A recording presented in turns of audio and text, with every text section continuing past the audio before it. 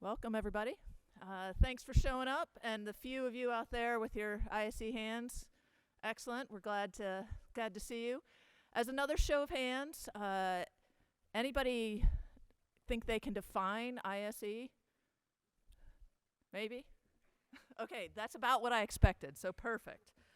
All right, so we're going to try to clear it up a little bit for you and at least maybe make it a little less muddy. So this definition up here is from our professional society, the Industrial Institute of Systems Engineers, and this maybe helps explain why none of you know what industrial and systems engineering is.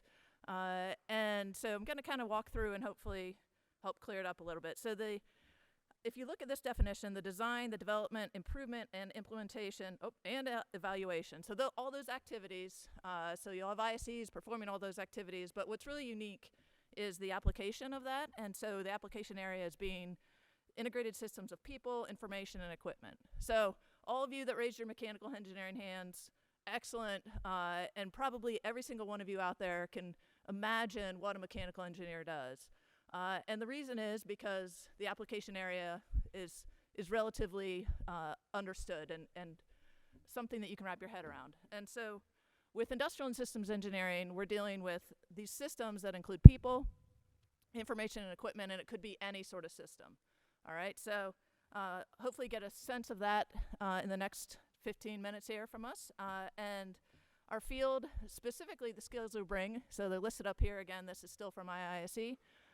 So you've got math, physical, and social sciences that all contribute to these systems, as well as then we incorporate business, psychology, statistics, accounting, economics. Problems are complex, systems are complex, and we attempt to capture all these in our design and development of these systems. All right, so because of that, we are probably the broadest engineering discipline out there. And the application areas that you see up here listed, manufacturing, logistics, healthcare, banking, and so forth. And you're going to hear more examples later of where some of our students go to work. And all of these industries and all these areas require systems. They require optimizing the system. And we'll give you a bit more of a sense of what that looks like. So whatever the system, ISEs focus on efficiency, productivity, quality, and a systems worldview. Okay, so who might be interested in ISE? Have you ever stood in the Brugger's line and wondered to yourself, how could I improve this situation? All right, then you might want to consider ISE. All right, so that's the sort of thing that we look at. Any system, that Brugger's line, right, they've got people, they've got equipment, they've got data, passing orders back and forth. So that system, how can we improve it so that you're not waiting 20, 30 minutes in line, right?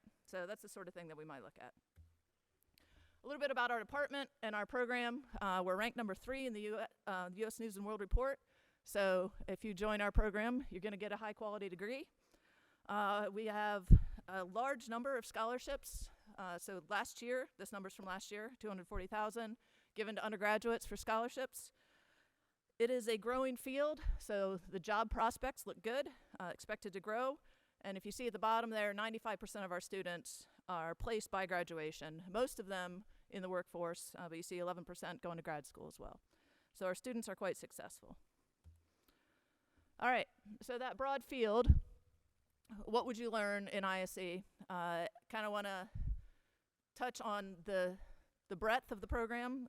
We tend to sort of break it up into 4 areas, but they overlap quite a bit. They're not really distinct, but it helps us to classify the different types of programs. So the first program area is manufacturing. And in this one, we're looking at the overall manufacturing facility, the system, the entire system, everything that goes into a production line. And so we've got our mechanical engineers that are designing our robots, and your ISEs are looking at the whole entire facility full of robots and how they work together and what will they produce at the end. And will it be efficient? Will it be effective? And will it meet the other objectives of the program? All right, then operations research. So this is, I would say, the math side of things. And in this area, you build mathematical models of these systems. So let's go back to Brugger's. Maybe you build a mathematical model of Brugger's, and then you can play with it. You can say, all right, what happens if I only have 10 flavors of bagels instead of 20? Okay. What happens if I add an extra person? What happens if I take away a person? What happens if I add another line? And kind of play with the system and figure out what happens. And that's that concept of applying mathematical models applies to any system, and many of you will use it even if you're not an ISE. All right, we also have the human side of things, so that's the machine and math side of our program. On the human side, we design systems that take into account the human and how can we optimize a system so it best suits the human. And you see here, this image is about some research that's being done on trips and falls and how people can enhance their stability. All right, management systems, again, this is on the people side. In this area, we're looking at businesses, business organizations. How do we optimize those systems? We've got people in there, we've got data, we've got sometimes equipment, but looking at, all right, how can we best meet the needs of the business by structuring our management systems effectively? All right, so the spectrum there, we've got from machines to people. So you see up here the images on the right. Those are Manufacturing Processes Lab. Many of you will take that class, even if you're not ISEs, where you get some hands-on experience with traditional manufacturing processes. And then on the other side, you see some of our students working on some research with AR and VR. So for example, companies are using augmented reality in maintenance exercises, training exercises, and some of the things that ISEs would do in that situation would be designing that AR, VR situation to best meet the needs of the person while additionally meeting the needs of the training or the maintenance exercises. All right, so that kind of gives you a little bit of a spectrum of the types of things that ISEs might do and learn. And so with that, I'm going to pass it over to Dr. Van Aken, our department head, and she's going to tell you more about student opportunities. Thank you. And I'd like to, thank you. Let's give Dr. Chewbacca a hand. So Dr. Natalie Chewbacca teaches our senior design, our capstone course, along with a number of other core required courses in our department, and is currently our undergraduate program director. So thanks for being with me tonight. And again, I'm Eileen Van Aken. I lead the department currently, but I got all my degrees here, so I actually was in your shoes. It doesn't feel like that long ago to me, but it was quite a long time ago when I think about what year it was. So I want to tell you some more things about the department. First, our advisors. We have two fantastic undergrad advisors. We have excellent advisors all around the College of Engineering, actually. One of them is here tonight. I think Jacob's here, and Paula is not here, right? Yeah. So Jacob just waved his hand. What I'd like to do right now is to tell you about some of the ways in which they engage with students and how you might work with our advisors if you come into ISE. So of course they offer one-on-one guidance and counseling and advising. They host a number of events in the department. One that is a perennial favorite we like to do is our International Night, where we highlight students or faculty that have come from other parts of the world, or students that have done study abroad, and they share back with our community what they've learned. So we're trying to highlight the international diversity of our department. They publish an Advising Friday newsletter, which has lots of information in it that we try to make a one-stop shopping kind of point for our students once a week. They also host a chat series on various focused topics that they offer to students. And they also, of course, share information about the department and our curriculum requirements in our Intro to ISE course, ISE 2004, which we teach in the fall and the spring, and also the summer, by the way. And on that note, on that course, it actually does not have a major restriction on it. So if you know that you are interested in coming to ISE, or you think you might be and you have room for a one-credit class in your schedule, you all could take that course next semester. We do have space in it, and we teach it. It's a one-credit course, just 50 minutes a week, so something to maybe keep in mind. The other thing that our advisors do is manage a Canvas site that has lots of useful information. And they, of course, have scheduled appointments as well as walk-in appointments. So it really generally does not take very long at all to be able to get in to see an advisor if you need to. So some student opportunities that I would like to highlight, and of course a number of our departments have all the same kind of opportunities for students, but I'll just highlight some particular facts about what students do in each of these areas in our department. We find that about 30, maybe 35% of our students, by the time they graduate, have done at least one semester of undergraduate research. Some of them do multiple semesters.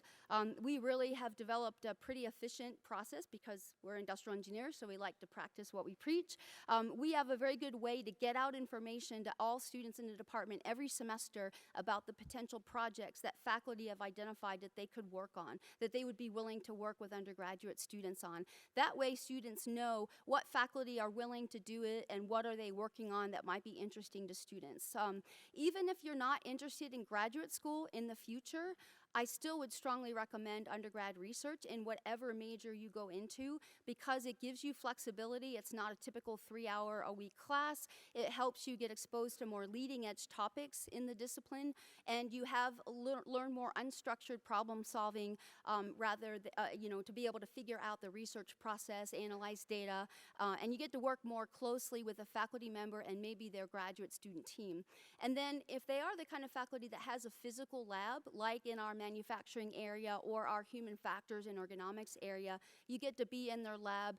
If they don't work in a lab, you still get all the other benefits in terms of unstructured problem solving, flexibility, and leading edge topics.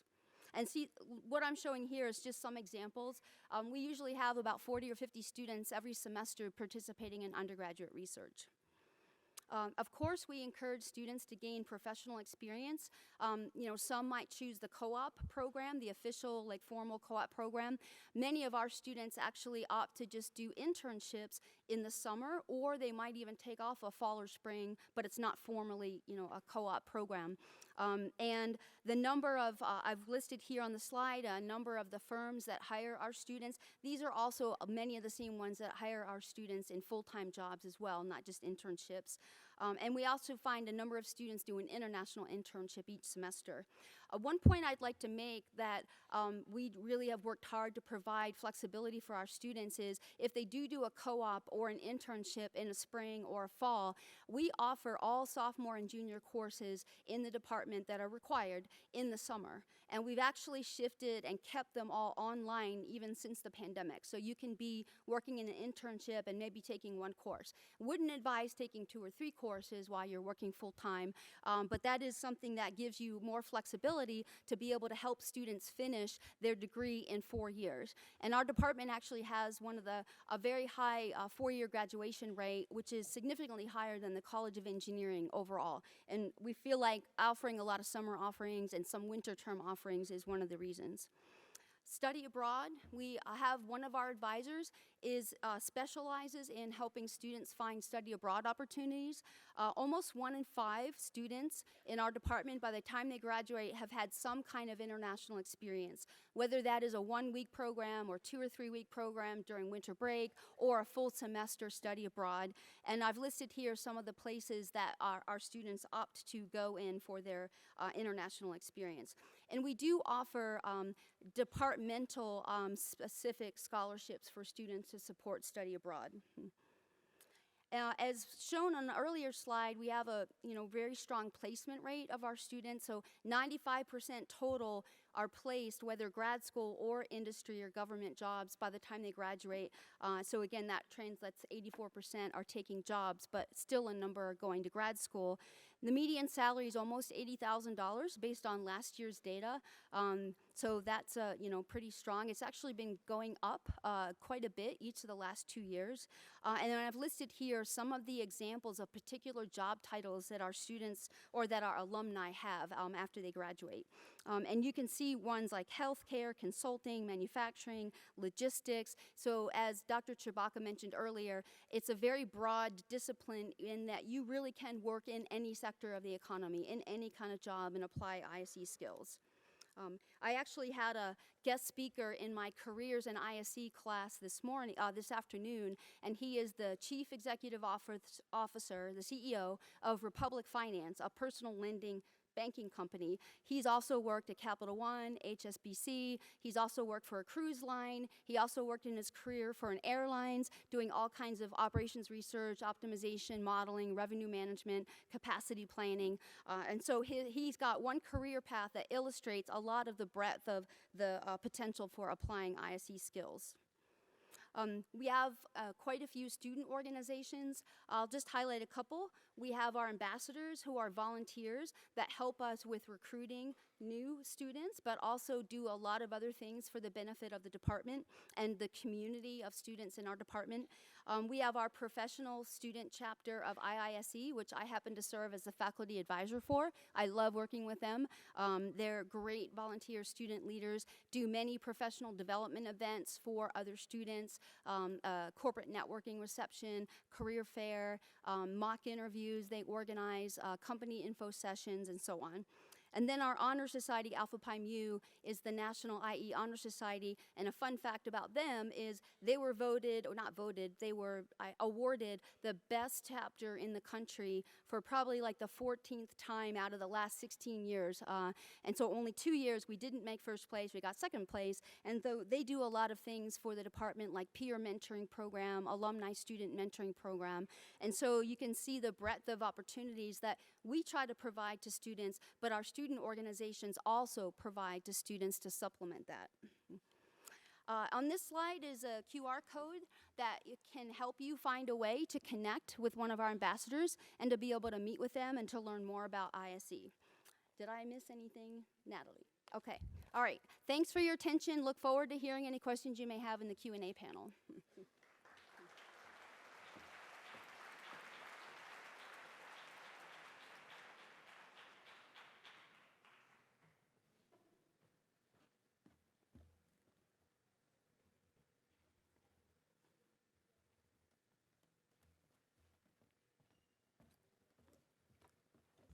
All right, good evening, everyone.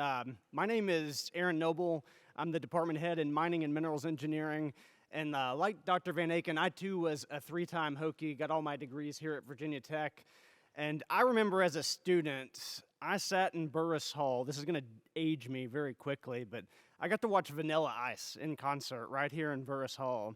And I remember thinking to myself, I hope I can do that one day. I hope I can be up there.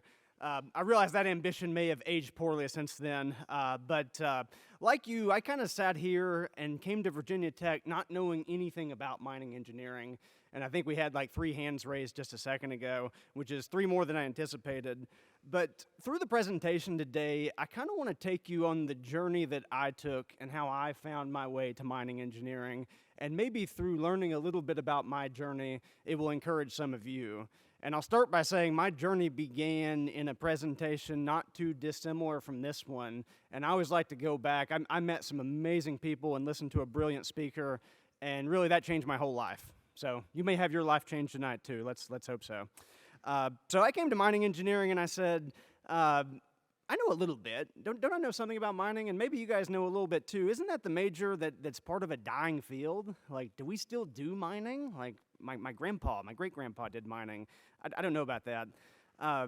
You have to live in the middle of nowhere, right? That's mining. Like, we don't do mining in urban areas. We don't do mining in cities. We do mining in the middle of nowhere. And if I go into mining, I'm going to end up looking like these guys, right? I will instantly get coal covered all over my face and grow a beard, and I'll have very limited career opportunities. And this was the position I started at when I started thinking about mining engineering. But the journey I want to go through in this presentation is let's pick these apart one at a time and see if they ring true, see if they're valid or not. And I'd like to start by asking, what are all the great things we want to do in society? And I ask myself this a lot, and I work for a wonderful institution where we get to advance a lot of these societal goals. But I always start with, like, what are the things we really want to do? And some of these are depicted here, right? We're looking at a monumental, a revolution, if you will, in our energy system in the world, where we've been, since the Industrial Revolution, using fossil fuels, and we're switching to really an entirely new energy system. And what goes into that, right? So windmills, solar panels, batteries, right, for electric vehicles. And then along the way, we're going to be doing a lot of construction, right? We want to build roads and bridges and buildings and cities. And if you think about it for a second, what does it take to do all that? Well, it takes all these metals and materials, and sometimes very sophisticated and very unique materials. You can see in the middle there's gallium and germanium. Some of the rarest elements in the world go into solar panels. And all this at a fundamental level has to start with mining. A mining engineer has to figure out how we're going to extract and process these and how we're going to do it in a way that is acceptable to society. And I normally present this with a lot of tables and graphs because I'm an engineer and I love that, but I deleted them here for the sake of simplicity. But if we look at that energy revolution that's coming, behind that is an absolute mineral revolution. And on some of these, for instance, copper, right there in your top right, copper, I did the calculation. In the next 15 years, in order to build the electric vehicles, computer chips, cell phones, and everything we want over the next 15 years, we will mine more copper than all of human history has been mined. So the mining engineers coming out of my class today will move more material than all of our ancestors combined. That's the level of material that we're going to need to do the great things that we want to do in society. So is mining dying? No, mining's strengthening. And if you look at any projection from the BLS or the IEA or all these agencies, they all say more mining.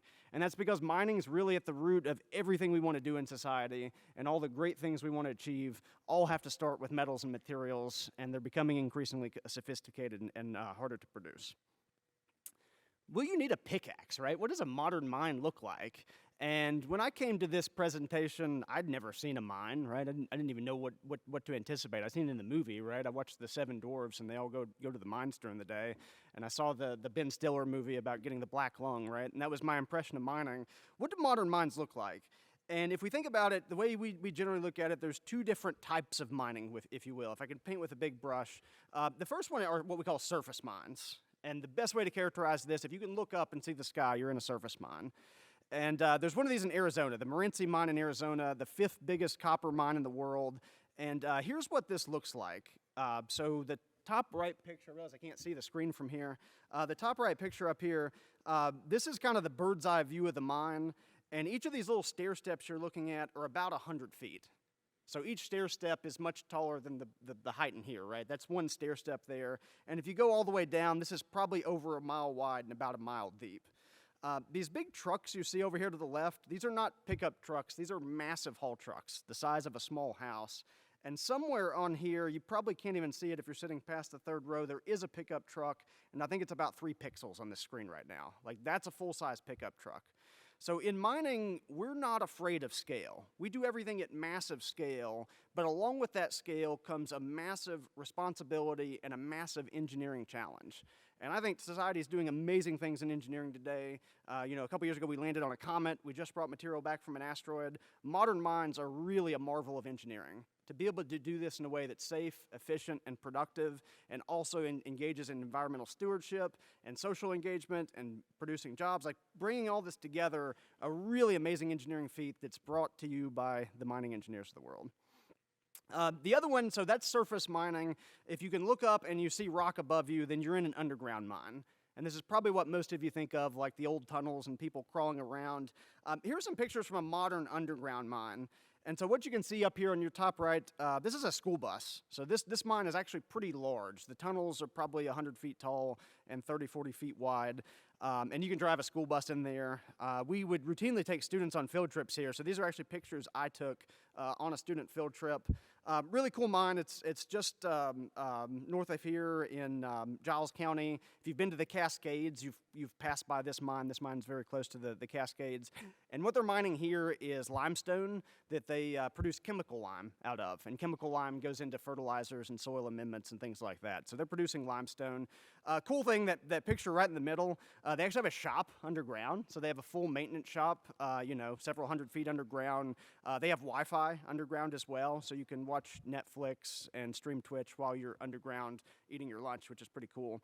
And then over there on the far side, you can see the picture. That's actually one of my professors in my department flying drones underground. And we'll talk about that in a second as well. But really cool stuff we're doing, and this is kind of common in modern underground mining. A lot of advanced technology, everything done at tremendous scale. Where will you work? And this is one of those big misconceptions, like where is mining done in this country? Do we still, like, you know, you've shown some examples, Aaron, but where do the mines are actually at? And what I'm going to show you in a second is I'm going to show you a map of the U.S. with dots for all the mines in the U.S. And so before I show it, I want you to form a mental image of where those dots will be concentrated at. All right, and you've probably got something in your mind. Here is what it actually looks like. So this is what I pulled from the data. I pulled this, I think, last year. This is a picture of all the active mines throughout the U.S. So you originally probably thought this map would have like 5 dots on it. There are thousands of dots on here. And chances are, if you go back to your hometown and you want to see a mine, there's a mine somewhere really close to your hometown. And if you think about it, it makes sense, right? If you come from an urban area like Northern Virginia, tremendous amount of mines in Northern Virginia. The reason being is because you guys know on 66 and 81, they're always doing construction. Construction materials have to be mined, and you don't want to ship them very far. So anywhere where you have a lot of construction, like in an urban area, there has to be an array of mines in that area to supply those construction materials. And we have a lot of students that end up living in urban areas. And then, like I said, we do all kinds of mining. Virginia is actually a pretty well-known mining state. You may think of coal mining, but we do very, very little, if any, coal mining in Virginia. For the longest time, we mined titanium, and we did a lot of titanium in Virginia. And usually about Halloween, you may get a letter from us with a packet of M&Ms. The M on an M&M is actually titanium, right? And you don't think about that, but that's how they get that nice white pigment. It comes from the titanium pigment, and it's non-reactive, so you can eat it and all that stuff too. The other one I heard this anecdotally. At one point, McDonald's was putting clay into their milkshakes because the clay would thicken it up and make really thick, solid milkshakes. I don't think they do that anymore, but that has to come from mining too. So mining supports a lot of things you wouldn't think about. The question I usually get at this point is, okay, that's cool, but what will I actually be doing if I go work in the mines? And we'll talk a little bit about career opportunities and things like that, but the best way to explain this are through some stories, because the life of a mining engineer, no 2 days are the same. And that's really the exciting thing, is that we're dealing with a natural material. Our engineering structure is a natural material, and so because of that, we have to be adaptable. We have to expect the unexpected, and we have to put in a lot of thought and a lot of context into what we're doing, but adaptability has to be a core principle, because every day is going to be different and new challenges are going to come up. And I wanted to show this one because this is a pretty cool picture for one, but it also illustrates some of the research being done in my department and some of the practice in industry where mining was a very, very early adopter of drones, especially for surface mines. Deploying a drone underground is a really complex technical challenge because you don't have line of sight to GPS, and you have lighting issues, and you have, piloting issues and all this. But mining figured out how to do that. So some really brilliant mining engineers came in and said, okay, how can we design a system that can fly around underground and then do almost robotic, automated mapping of underground mines? And this is what they were doing here. So rather than someone going around with a surveying rod and figuring out where the tunnels are at, they fly this drone, it whips up and down the tunnels and comes back with a photorealistic map of the mine that you can put yourself into on your computer in virtual reality. It also helps you establish what the structural stability is, do a lot of health and safety evaluations. Really cool that we can do that. Another one, I would be remiss if I didn't show a video of something exploding as a mining engineer. So I'll show this video, hopefully, and then we will talk about it.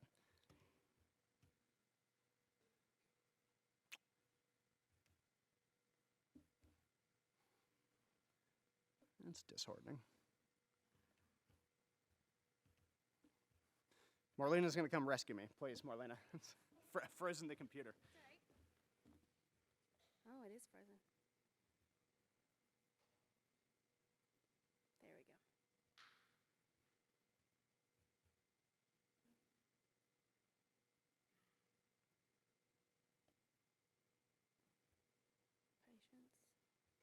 There we go. Yeah.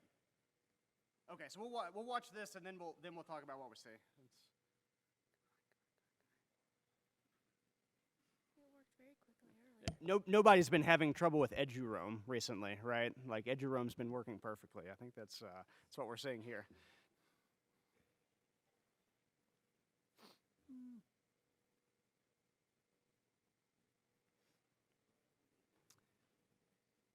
We can wait on it, and I can. We'll go ahead and talk about it now. So, what we will hopefully see here. If you don't see it, I encourage everyone. Once you're done with this, go on YouTube, Google the word cast blast, and what you'll see is an explosion, right? So, one of the things we do in mining that some other engineering disciplines do, but we take very seriously, is we blow stuff up. So as a student, you'll take a class in explosives engineering because we don't just like blowing things up for the sake of it. We want to do it in a very controlled and very engineered fashion. And a cast blast is a prime example of that. And when you watch this, what you'll see is usually a long roll of holes being drilled into the ground. And what they're trying to do is throw this mass of dirt into a hole that's right next to it. And you can do that through a controlled explosion. And you can essentially, it's very cool to see when you watch it. One thing you'll notice is the whole thing doesn't just blow up at once like you see on the movies, but it's staggered. And that staggering is very intentionally done for two reasons. One, to optimize the throw of the material, but then also to ensure that the vibrations don't compound on each other. Because the last thing you want to do is build up a bunch of vibrations and cause like your neighbor's house to crack, right? The foundation to crack and things like that. And we can control all that. We can control how we do explosives in a way that you almost can't feel what's going on, but you get a lot of movement, and it's actually very, very exciting to see. I got to work with the blasters when I worked in the mines. One time I got to set off 1 million pounds of explosives. Really exhilarating experience. You never forget it. We take students a lot. We've been doing a field trip called Blast Day, and hopefully you'll get the opportunity to come join us sometime. It's finally coming up. Here we go. We get to watch it after that explanation.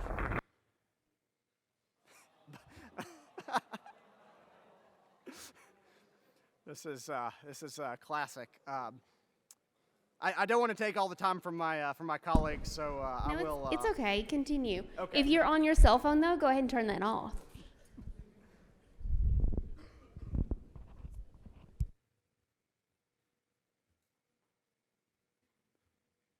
The suspense. This is exactly how it is before a blast. You're sitting there, very suspenseful, and then someone, because there's a lot of safety checks, right? We don't just blow things up. Tremendous amount of safety checks, and then we would hit the button.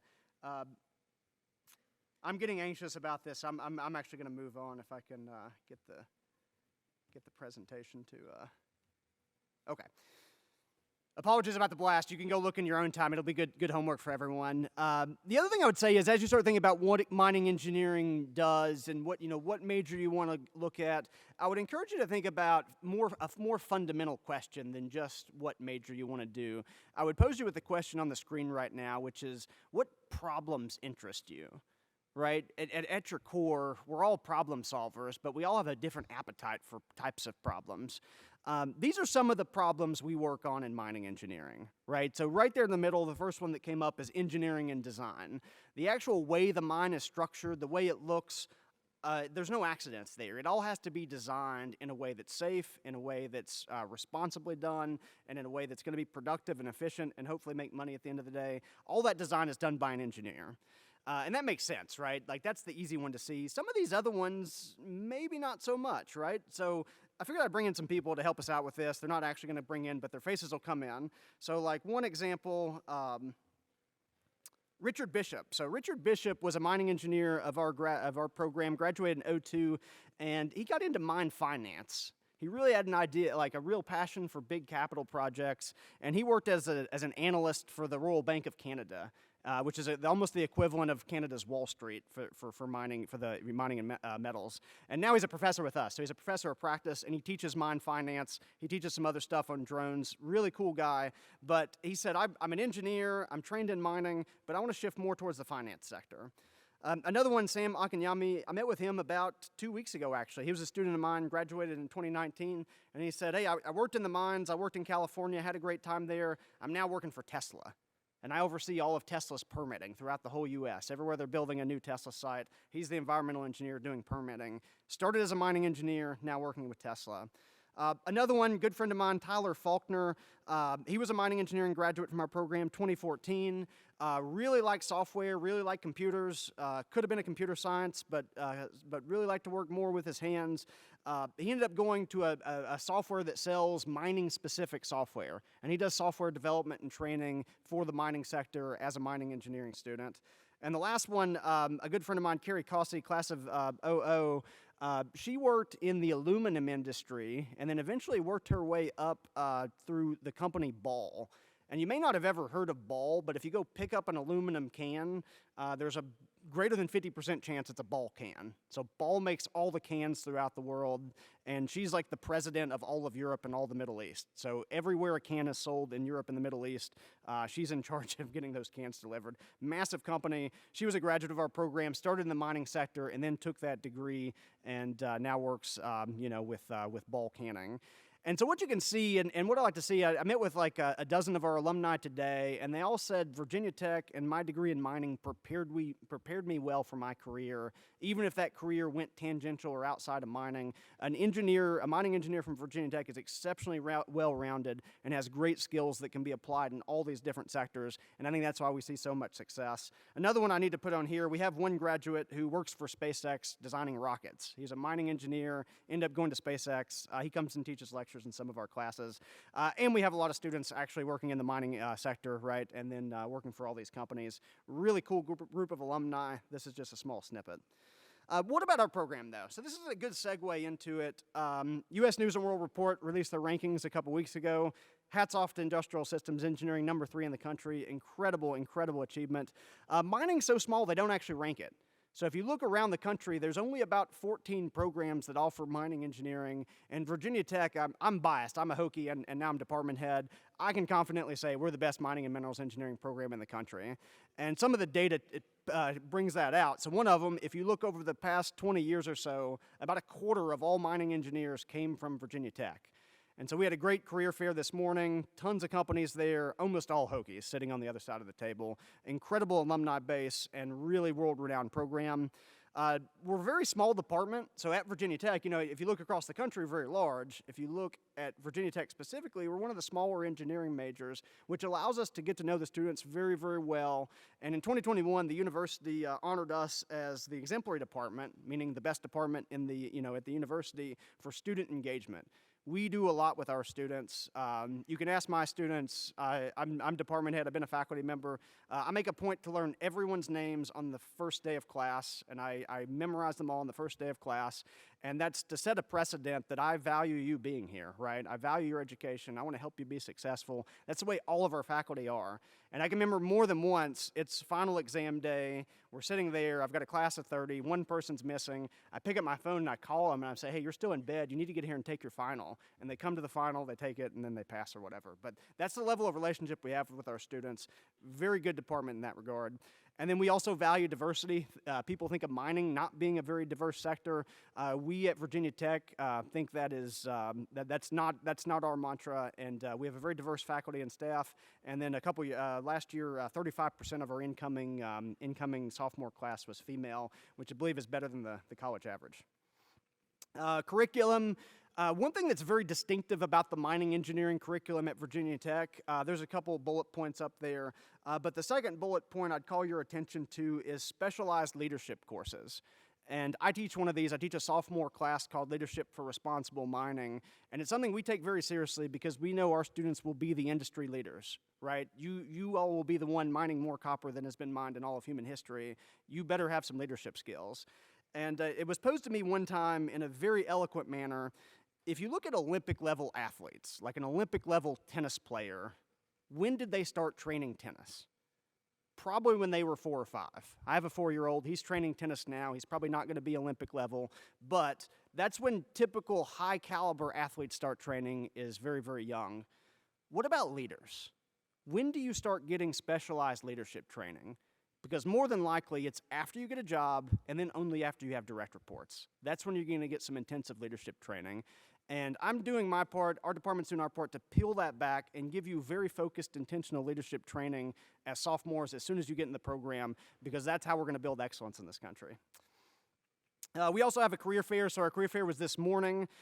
We had 40 companies come, and really, really exciting event. You get to see a lot of alumni, and the students really enjoy it. For the longest time, we've had 100% internship and job placement, so anyone who wants a job gets a job, and I'm going to show you some data that's going to be very revealing in that. I would say we still have significant unmet demand. And what I mean by that, if you look at a typical class size in mining and minerals engineering, it's 30 or 40 students. Sometimes that's a little bit smaller, sometimes that's a little bit bigger. If you take our career fair and all the other companies coming to visit us and recruit students just this semester, it's over 60 companies, right? So 60 companies are coming to recruit Virginia Tech mining engineers just this fall, and they're trying to find a pool of about 30 students, right? And then more will come in the spring, and I always feel so sad when the companies come in the spring because I say, I don't have any more students, right? All my students have jobs, have internships. I can't do anything, right? And this is the way it's been, right? There's significant unmet demand because of that resource need. And because of the quality of our students are so great, they get jobs. Most of them already have jobs lined up for next summer and full-time, but it's kind of a state of the industry right now.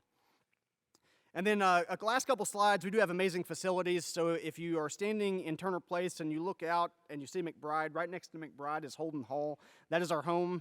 It was recently renovated and opened just last year. And I want to invite you all out to Holden Hall, because this 20-minute presentation, we can only talk about so much. But next week on Tuesday morning, we're going to be having an open house right there. Right there when you look out at Turner Place, you'll see us set up. We'll have a tent. We'll have our garage door open. We'll have a bunch of students and faculty there. Come out and visit us. And one of the facilities you'll get to see is the one shown in this picture here. It's called the Center for Autonomous Mining Systems. And it's a one-of-a-kind facility on campus and in the world where we kind of have a mock mine, if you will. It's like a miniature pit where we can build autonomous mining equipment, test the control systems and sensing systems. We'll have some of that out. We'll have some drones. If I've piqued your interest at all, I really encourage you to come out next Tuesday. Just stop by. You'll be between classes. Talk to some of our students and ask the hard questions of things you want to know more about. With that, this has been absolutely fantastic. Not quite as good as the Vanilla Ice concert, but if you do want to connect with me, my name's Aaron Noble. I'm in the 3rd floor of Holden. There's a QR code that'll get you onto our mailing list, but please reach out to me directly. I spend a lot of time meeting with students. I love students. That's why I'm at Virginia Tech. I love Hokies, and any way I can help you out in your career, I'd be happy to do so. Thank you.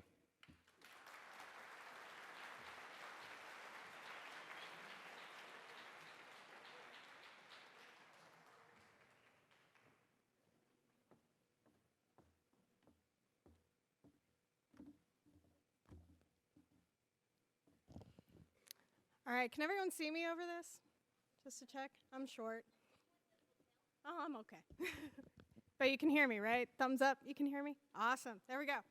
All right, so I sense a theme for tonight. I am also a 3-time Hokie from Virginia Tech. Very excited to be able to come back here and be a professor. I'm Dr. Sarah Arena. I'm a collegiate associate professor and the undergraduate BME program chair. So again, kind of similar to my colleagues, I have a very similar experience coming in that first year and trying to figure out what I wanted to do. I'll say I first started off wanting to be a CSI. Everyone remember that show? Yeah? Or I'm dating myself, which is okay. But I started out wanting to do that, found out I didn't like the sight of blood. Then I decided, okay, I'm gonna make organs. I'm gonna make artificial organs. And I got through Chem 1035, decided that was not for me.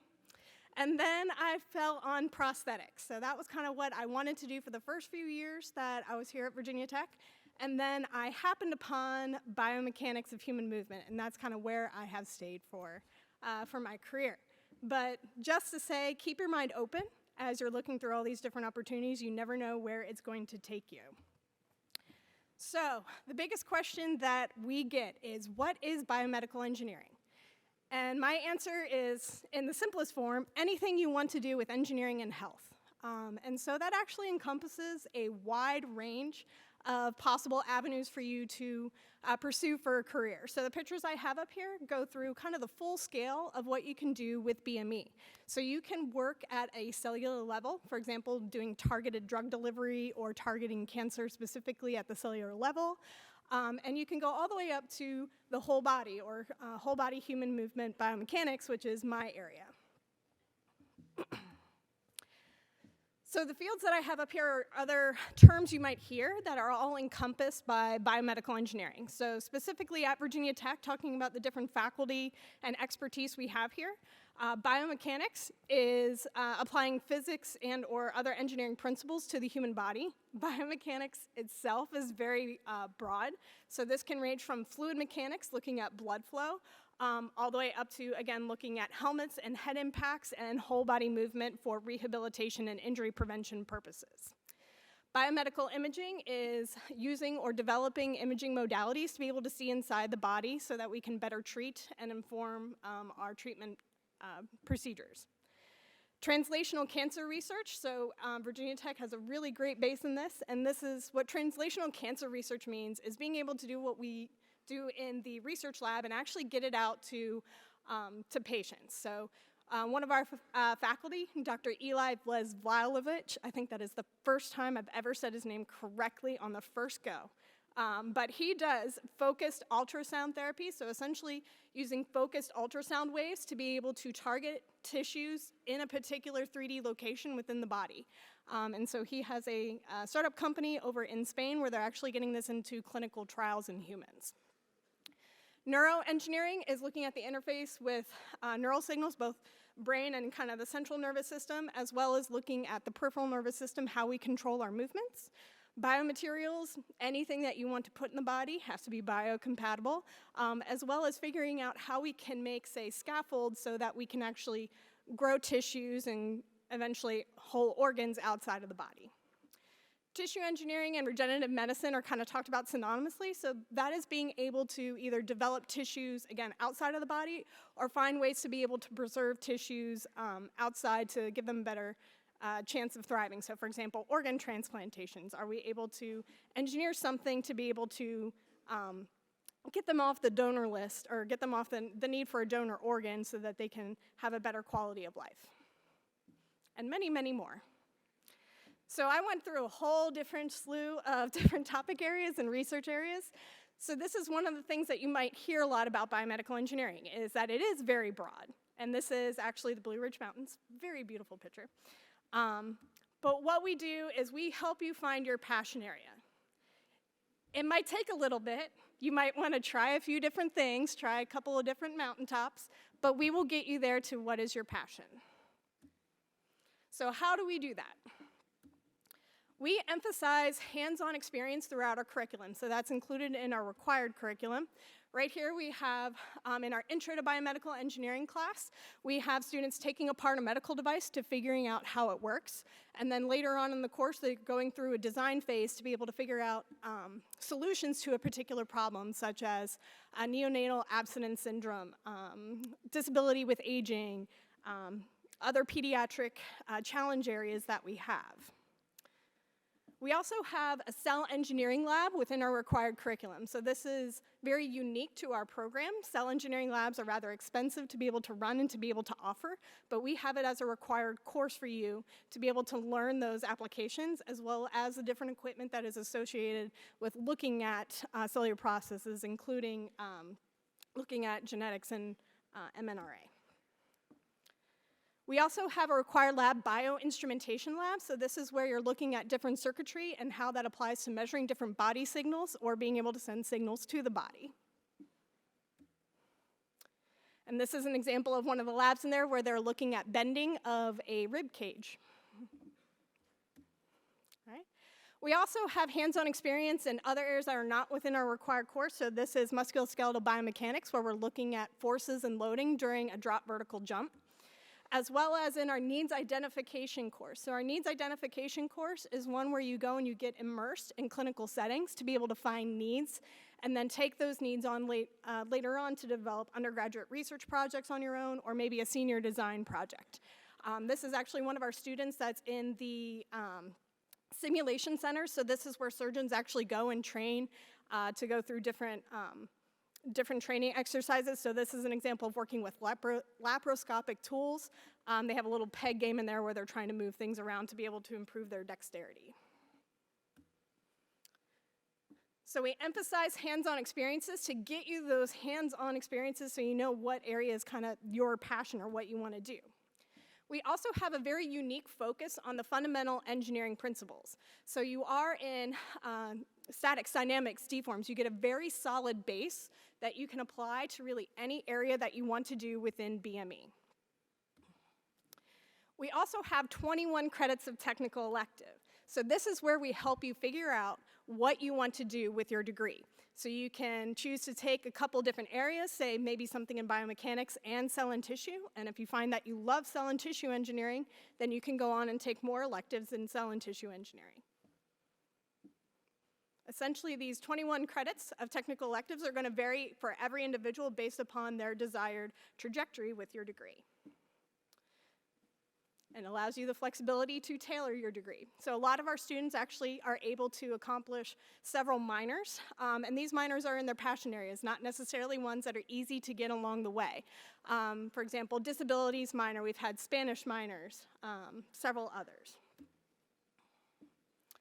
So how advising works in BME, we have Miss Amanda Sandridge, who is here tonight, and she'll be here for the Q&A part. Who serves as our undergraduate academic advisor. So you can make appointments with her and navigate, as well as we also have a Canvas site to give our students information about curriculum, course requests, what technical electives we're offering, and all of our career opportunities. And I'll get to our career opportunities in a few minutes, but all of those opportunities are also communicated through our Canvas website and our semester advising sessions. Our program also has a great basis in experiential learning. So lots of pictures up there, but these are all of our students, or not all of our students, but all of those pictures are our students. And there's a lot of different ways that our students go through and get additional experiential learning outside of our hands-on curriculum. So first and foremost is undergraduate research. So what is really unique about our department is that we offer a 60-60 program. So what that means is that the department will pay for you to have 60 hours of research with a faculty member, and then the faculty member pays for another 60 hours of research. We also have a lot of students who choose to do undergraduate research for credit as well, because that can count towards your technical elective offerings. We also have a lot of our students participating in internships and co-ops and design sprints. So actually the picture in the upper right corner is our students participating in a national design sprint challenge looking at the opioid epidemic. We also offer clinical immersion. So in addition to our needs identification course, we have several internship opportunities within Virginia Tech, or research opportunities within Tech, where you get to go and immerse yourself in the clinic to understand different needs. So overall, over 89% of our graduates have had undergraduate research or internships and co-ops. That's not even counting the other things that I've been talking about. Of those, 75% have completed research by the time that they have graduated, and 55% have done an internship or a co-op.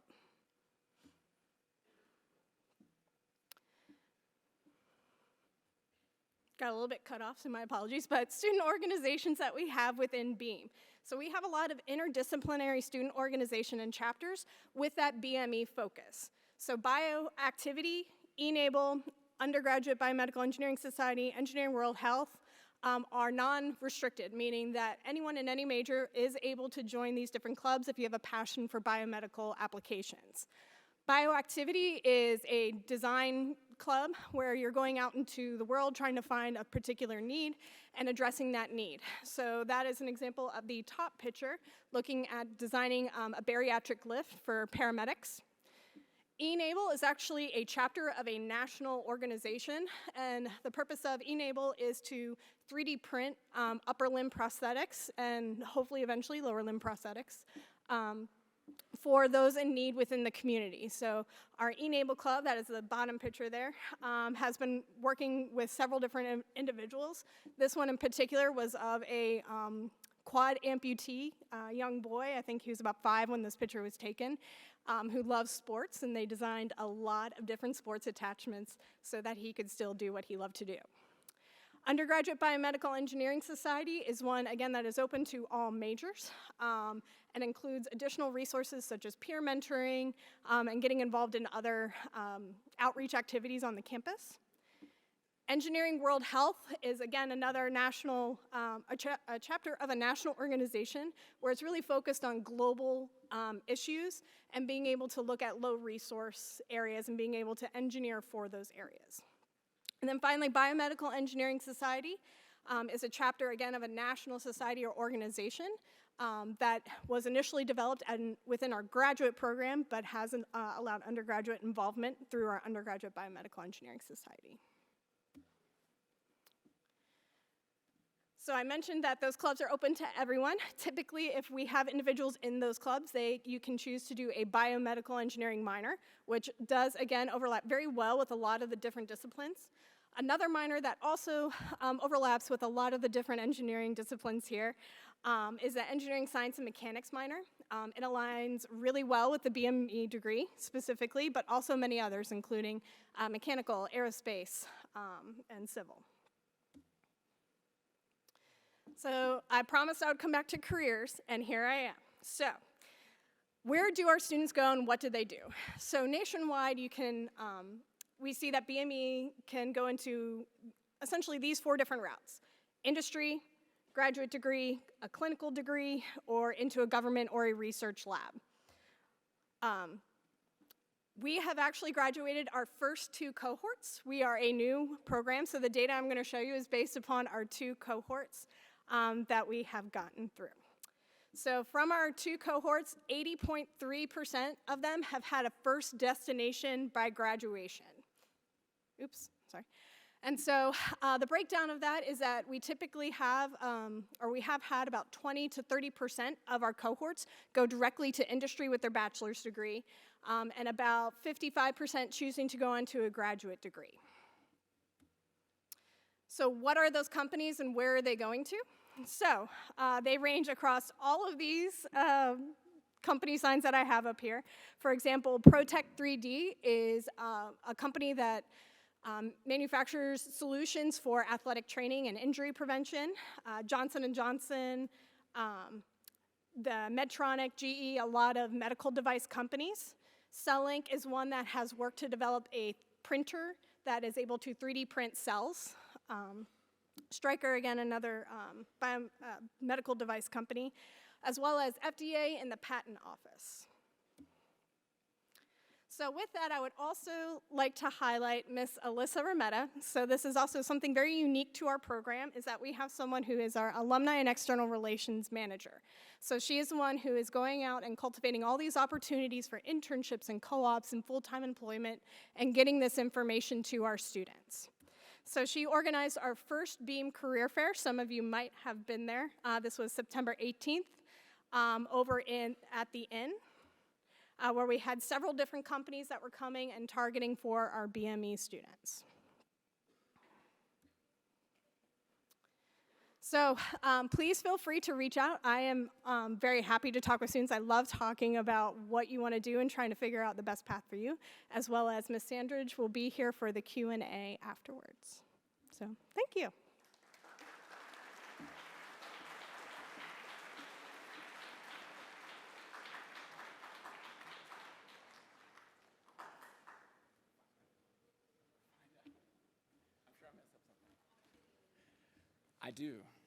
I do have a lot of video. That's correct. How's it going, everybody?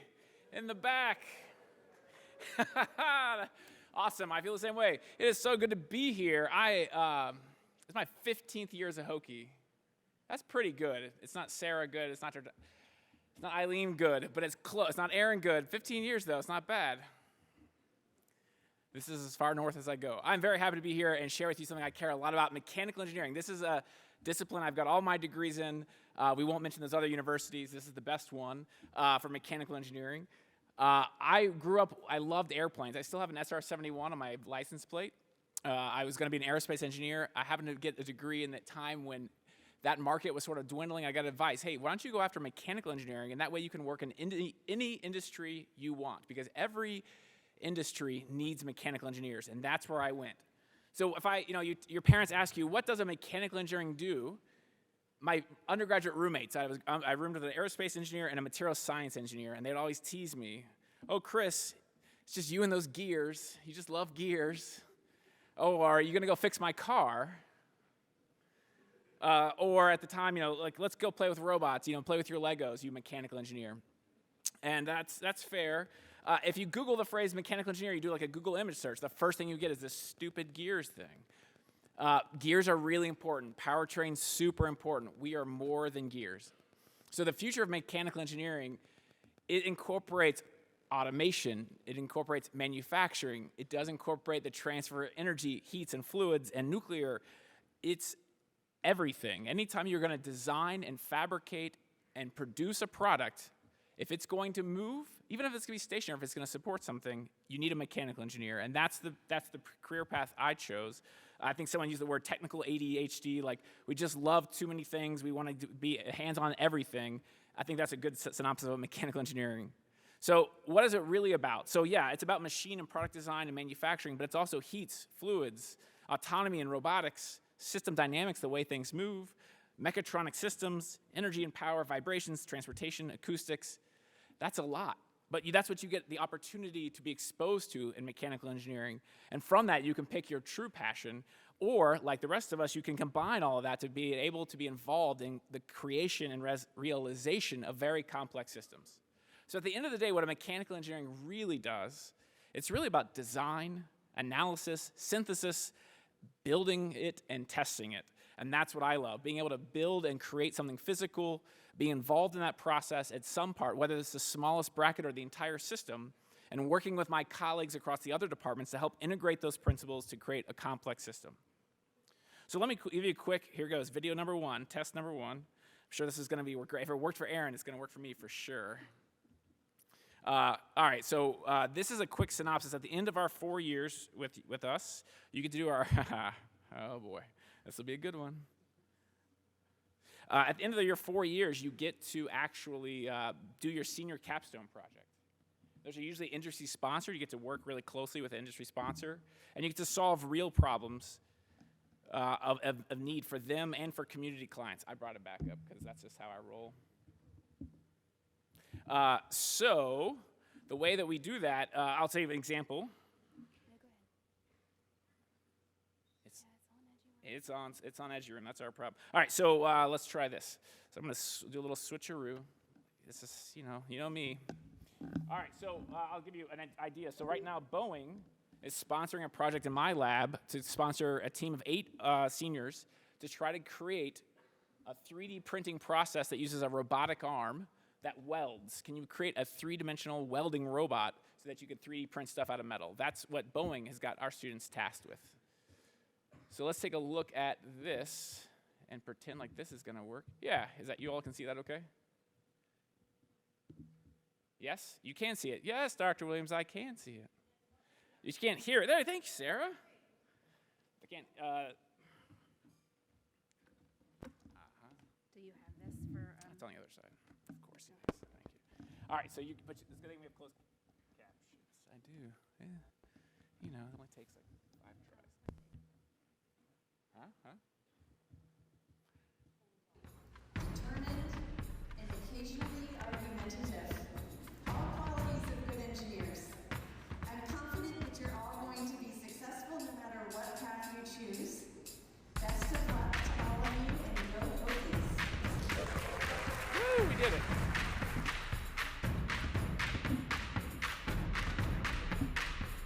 So senior design is an exciting time where you get to work with industry partners, you get to work with your team, and really put all of your learning to practice, right? That's what we're all about. Experiential learning at Virginia Tech. So what's the future of mechanical engineering? If it's not a bunch of gears, it's not a bunch of, fixing cars, which it is. It's about, the future transportation is going to be determined by mechanical engineers. It's not just the cars themselves and the powertrains and the power supply, but it's also the infrastructure that's going to make that happen. It's about autonomy. So yes, we're going to be working with computer scientists, we're going to work with electrical engineers, but you also need people to get together and apply the system dynamics, the system models, the sensor selection, the programming, and put that all together to define the future of autonomous transport. In fact, our local company, Torque, which is now bought by Daimler Chrysler, if you ever see a semi-truck on the road in Blacksburg that has no driver, That's thanks to a mechanical engineering alum from our department. We're also about the future of human mobility. So as far as, again, making both autonomous air vehicles, but also making exoskeletons to help folks move or to do their jobs with less stress and less force, that's going to be determined by mechanical engineers. And of course, the future of manufacturing is going to be done in collaboration with our good friends in ISE. But it's also going to feature robotics, controls, automation, manufacturing processes. It's all going to be done in concert with our good friends in systems. And again, the future of manufacturing, 3D printing, creating complex structures that require analysis and have unique dynamics and vibrations and acoustics behavior, that's going to be determined, at least in some part, by our mechanical engineering students. So in fact, the future of our hokey push-ups, when we do score touchdowns, that will come soon, we will be determined by mechanical engineers here with our Kave's lab here doing his quadruped, doing unique dynamics and kinematics, all determined by his graduate students to do touchdowns with the core. So some alumni, these are going to be a warning, this is going to be biased based upon students that I've worked directly with, but those are the friendly faces I could grab with their permission. So I've got 3 students who now work for SpaceX. In the top left there, Grady. Grady now is 3D printing all the rocket motors for SpaceX. Pretty fun job there. Josh is working on some system dynamics analyses. And Genevieve, one of our favorite alums of the college, who did a lot with Baja and the rest of almost everything, she's now doing all the hydraulics design and implementation. So every time you see a fin pop out on a Falcon, Genevieve's had her hands on that. Michael Barclift works for GE Additive, so he's actually behind the world's largest wind turbine motor that's been 3D printed. He actually printed the sand and then did some metal work, some skills that he learned here at Virginia Tech. And also at GE is Shannon. Shannon does a lot of work with Michael on some really complicated metal 3D printing, but even got to 3D print and help design dresses for the Met Gala, because why not, Shannon? That's the kind of skills to be able to, and that looks like, yes, it's part fashion, but it's also part design, manufacturing, quality control, all part of that GE and experience that she was able to get from her breadth of experiences here at Virginia Tech. And Ed works for a startup company called Relativity Space. You might have seen this summer they launched the first ever 3D printed rocket. So Ed's over there helping them program robots and designing process controls for actually welding with a robotic arm to make entire rocket chambers. Again, thanks to some exposure he had in the lab here at Virginia Tech. So in mechanical engineering, it is so broad, and like I said, we get to expose you to so much. We sort of had, to help everyone understand what we do, we have what we call thrust areas. So I'm in the design, materials, and manufacturing part, but we also have folks, of course, in robotics, autonomous systems, and dynamic systems. We have energy, engineering, and science. We have a whole nuclear program, and even separate degree. And we have a group of faculty working on bio-inspired systems, so bio, micro, and nano systems, whether that's materials, looking at natural systems and applying them to mechanical systems. We even have separate majors within mechanical engineering, one in automotive engineering and one in robotic systems. You can get a special degree just in those specialized topics in a whole direction. So that is pretty exciting. Soon, we hope we'll be able to announce in a few months a pathway for all of you to take some added to manufacturing courses as well, and a degree path there. So let me just show you, in the remaining time I have, some cool stuff that faculty around our department are doing. Again, to give an exposure to the kinds of problems that our undergraduate students get to be involved in these cases, technical electives and doing undergraduate research, but also to give you a future look at what the types of jobs mechanical engineers will be in. So for example, we're working on, again, robotics, but this time turning those robots into 3D printers and doing true 3D printing. We're not just doing layer by layer, but actually letting the robot draw in full 3D space to improve the structural performance of the parts that we print. So that's a mix between engineering analysis, some computer programming, and of course kinematics and some materials testing. We even work with our friends over in architecture. We have a 10-foot robot that's printing, in this case, a step stool, but actually looking at printing architectural facades, large-scale systems, again, working with architects to design on the aesthetic side, letting the mechanical engineers do some more of the functional design, again, controls and materials processing. And that even spreads to this future vision we have, where maybe we integrate all of the skills we have in mechanical engineering to make a future platform of a fully autonomous system that can fabricate an entire drone all by itself.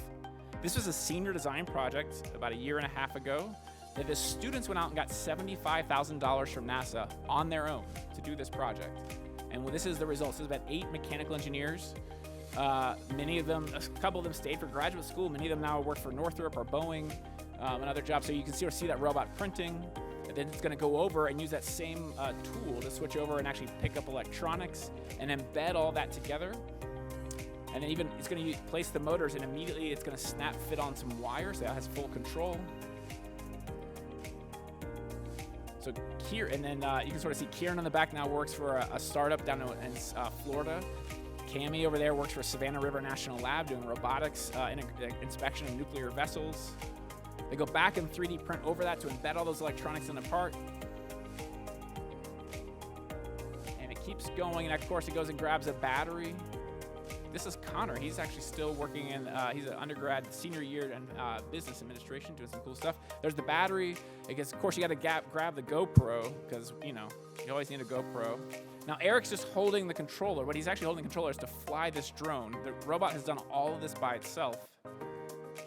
And you let the printer cool, and the robot scrapes it off, and now I've got a drone completely all 3D printed in about 3 hours. Pretty cool stuff.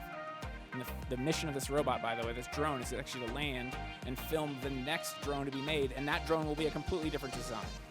So that's us working with folks to think about the future of a deployable system where we could print drones on the fly to look for survivors in the case of a natural disaster, things like this. So that's one way we're using robotics in manufacturing. Let's let Dr. Leonessa tell you about how we're using our students as a way to define the future of robotics altogether. In the area of autonomy and robotics, we particularly introduced a new undergraduate laboratory for robotics and mechatronics. This is the Terrestrial Robotics Engineering and Controls Lab. Humanoid robots is a research that we have pursued at Virginia Tech for more than 10 years, and it summarizes to the design of robots that mimic the behavior of the human body, both in functionality and in shape. And hence some of the challenges is to actually make them walk like human walk, make them use their arms for manipulation tasks like we would use our arms, and so on and so forth. Robotic systems and humanoid are not different from those, are just characterized by a mix of mechanical, electrical, software and computer challenges. And in a robotic platform like a humanoid robot, those challenges all come together, trying to achieve the speed, the agility of a system, of a platform that is... So if you love biomechanics, we've got a space for you to apply the mechanical systems. If you love dynamics, if you love motors, if you love programming, if you love manufacturing these robots, there's a space for you here. So again, what we love about mechanical engineering is being able to put all these pieces together to create systems that were not achievable otherwise. One more application of our work in robotics and controls is Dr. Asbeck's lab, where again, a senior design team worked with some folks to actually create a human exoskeleton so that you could actually more easily lift heavy things.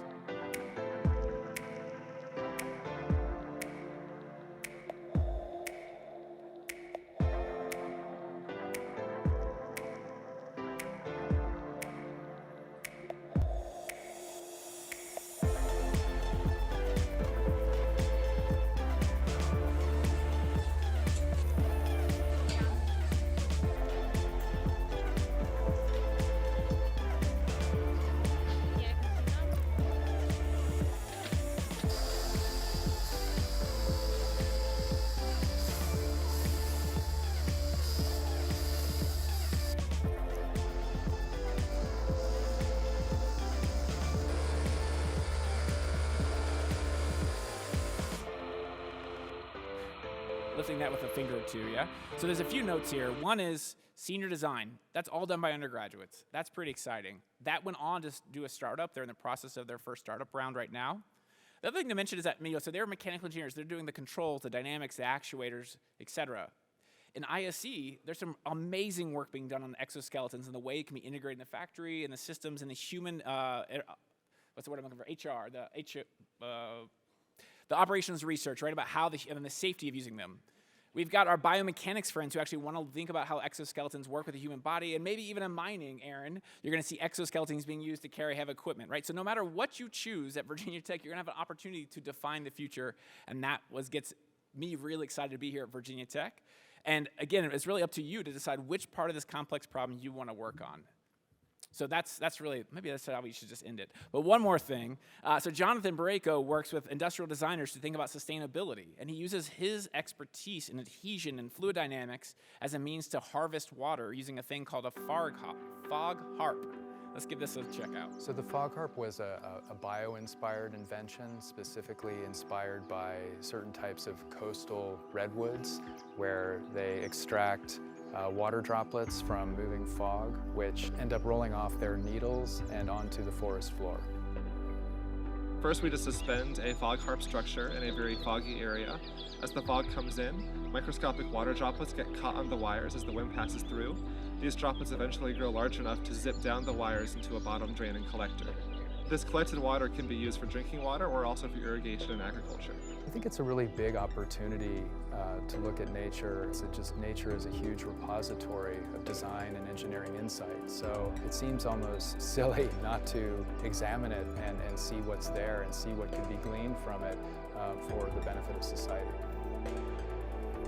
So again, if you care about fluid transfer, heat transfer, mechanical engineering is for you. If you like biological systems, and you'll hang out with Dr. Ling Li, he's studying how these chitons are these interesting organisms with exceptionally hard armor, but yet is still really flexible. So his lab actually takes these natural organisms, does all this analysis, microscopy, cross-sectioning, learning about the material science as well as the dynamics, this architecture of the systems, to actually make them artificial, to make them something that all humans can use. And in this case, they actually end up 3D printing mimics of that armor for protective, human protection.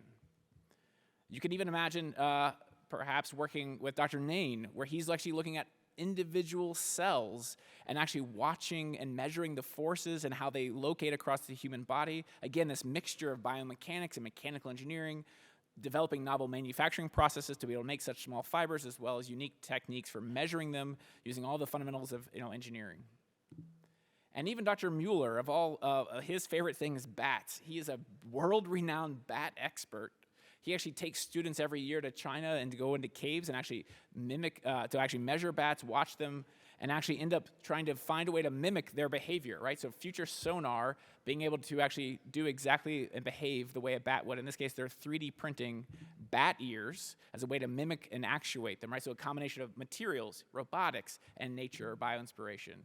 He's even built his own bat cave, actually, and allowing bats to fly through that and using motion cameras to actually watch how those bats fly. Dr. Tafty does computational fluid dynamics to watch how the air flows to actually, again, so one day we might be able to mimic the way a bat flies. And if you have bat sensing, bat flight, you have a very reactive system, which would be great for autonomous air vehicles. The list goes on and on. I'm going to end with this one because it's still my favorite. Dr. Bartlett is a newer faculty in our group, in our department, who came up with an idea for a morphing drone.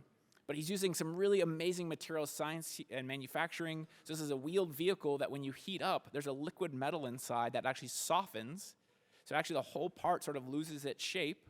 But when the temperature lowers, that metal alloy actually solidifies again and becomes rigid. It's like a rigid exoskeleton. So it's a morphing vehicle. So it allows it to morph and transform into a new shape and then fly away. Again, so the future of transportation, the future of autonomy, the future of manufacturing, mechanical engineers will have a say, and I hope you join us in that exploration. So thanks so much.